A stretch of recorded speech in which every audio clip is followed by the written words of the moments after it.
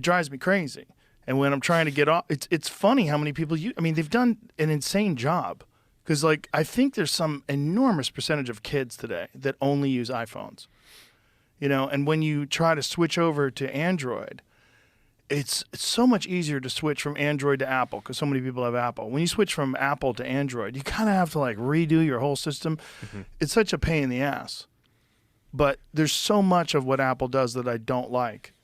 And one of the big ones is the way they do that Apple Store, where they charge people 30%. Like, that seems so insane that they can get away with doing that. And I know I have some opinions about this. I know you do. That's why I brought it up. Yeah, no, I mean, look, the iPhone is obviously one of the most important inventions probably of all time. Steve Jobs came out with it in 2007. I started Facebook in 2004. So he was working on the iPhone while I was getting started with Facebook. So I basically, one of the things that's been interesting in my 20 years of running the company is that I basically, like, the dominant platform out there is smartphones.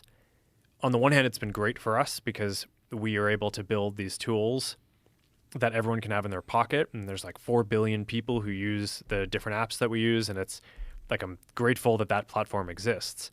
But we didn't play any role in basically building that, those phones, because I mean, it was kind of getting worked on while I was, still just trying to make the first website that I was making into a thing. And on the one hand, it's been great because now pretty much everyone in the world has a phone, and that's a kind of, it enables pretty amazing things. But on the other hand, like you're saying, they have used that platform to put in place a lot of rules that I think feel arbitrary and feel like, they haven't really invented anything great in a while.